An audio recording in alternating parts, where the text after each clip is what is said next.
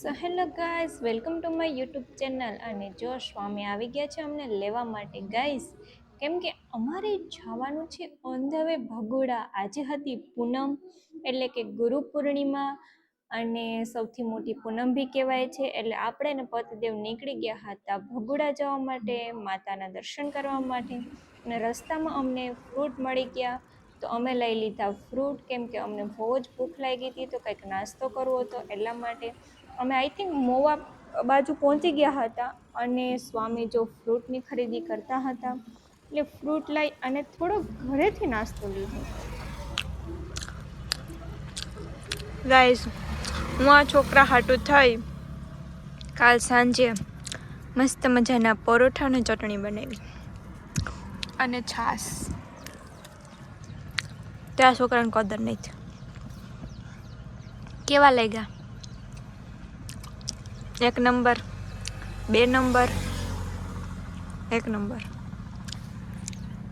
તો કંઈક ટ્રીપમાં મજા આવે ને, આવું લઈ જાય ઘરેથી. તો તમે લોકો ટ્રાય કરો ઘરેથી લઈ જવાની. પરોઠા ચટણી ઘણું લઈ જાય. હવે સૂકી ભાજી અમે એવું કંઈ નથી લઈ ગયા, પણ છે આવું કંઈક મસ્ત મસ્ત. હા,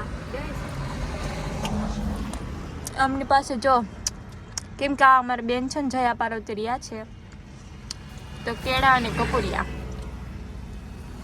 કેમ કે એને આવી વસ્તુ ન ખવાય એટલે ના છોકરો હમણાં કેળું ખાશે. હાલો, ક્યાં પહોંચ્યા આપણે? મોગલમાં એ સાઈડ. હા, મોવા પહોંચી ગયા. માતાજી એમ કે તમે આવું પહેલાં વ્યવસ્થિત નાસ્તા પાણી કરી, પેટ પૂજા કરીને પછી મારી પૂજા કરજો, બરોબર ને? બોલ છો તમે? ચાલો બધા નાસ્તો કરવા. બીજું કઈ ન કર્યો હોય તો કરી લેજો નાસ્તો. બીજું કઈ હું તો નહીં ત્યાં પહોંચી શકું દેવા માટે. બધા વ્યવસ્થિત નાસ્તો કરીને કામે લાગી જાઓ.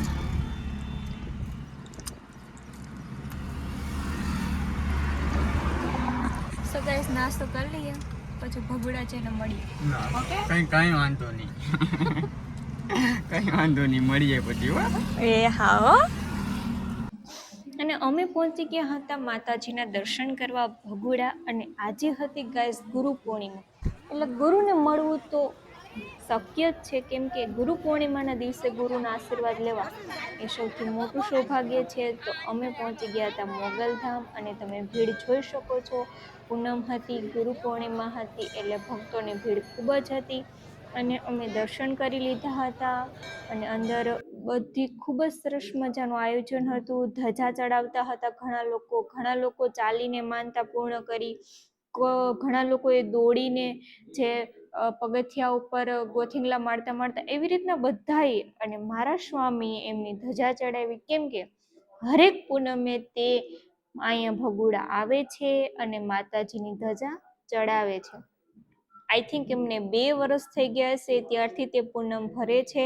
અને માતાનો આશીર્વાદ અમારા ઉપર ઘણો જ છે, કેમ કે મોગલે જે અમને આપ્યું ને ગાઈઝ, એની તો હું તમને શું કહી શકું, કંઈ જ થઈ જાય. એ થોડી વાર બેઠા અને પછી ત્યાંથી અમે નીકળી ગયા. એટલે અમે પહોંચી ગયા હતા ડાયરેક્ટ બગદાણા, કેમ કે બગદાણા પણ અમે લોકો પૂનમ ભરીએ છીએ. અને આજે બગદાણા બહુ જ ટ્રાફિક હતી. ગુરુ પૂર્ણિમાના દિવસે જે બાપા સીતારામને પોતાના ગુરુ માને છે તે લોકો બધા જ આવ્યા હતા. અને આ એટલી ટ્રાફિક હતી કે ટ્રાફિકમાં બધા જ લોકો બાંધતા હતા. કંઈ સમજાતું ન હતું કે લોકો ક્યાંથી જાય છે ને ક્યાં આવે છે. અને એક વસ્તુ હું તમને બગદાણાનું કહી દઉં કે અહીંના સ્વયંસેવકોનું કામ જોરદાર છે, ન પૂછો વાત. એમને નિસ્વાર્થ ભાવે સેવા કરે છે તે લોકો. હાલ ને તો વાયરલ કરી દે દાદા. અને ત્યારબાદ ત્યાંથી જો અમે લોકો ગાડી પાર્ક કરી અને ઘણું બધું ચાલવાનું હતું એટલે અમે લોકો ચાલવા જતા હતા. અને આજે ગુરુ પૂર્ણિમાના દિવસે ઘણું બધું વેચાતું હતું અને જો જોઈ શકો છો કેટલું સુંદર ડેકોરેશન કરેલું છે. અને એક વાત હું ખાસ કહું કે બગદાણા જે રસોડું બને છે ને એ વિશ્વનું સૌથી મોટું રસોડું છે કે અહીંયા કોઈ પણ વ્યક્તિ પગાર ઉપર નથી. અને બાપાની એવડી દયા છે કે આ રસોડામાં જે બી સામાન આવે છે, જે બી કરિયાણું આવે છે, તે રામ ભરોસે ક્યાંથી આવે છે કોઈને ખબર નથી.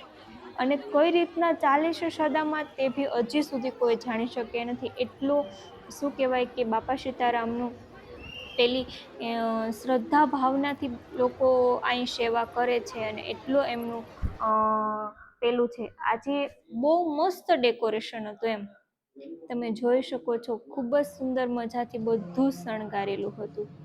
ને આપણને અંદર દર્શન કરતા જ આપણા મનમાં એક આમ એવા વિચારો આવે ને કે ખરેખર આ બધી વસ્તુ કઈ રીતના થતી હશે, ચમત્કાર છે. એવી રીતથી ઘણું બધું અહીંયા ચાલે છે. અને આજુબાજુના ગામના લોકો સેવા માટે બી આવે છે, ઘણા બધા લોકો. અને ગામે ગામનો વારો હોય છે.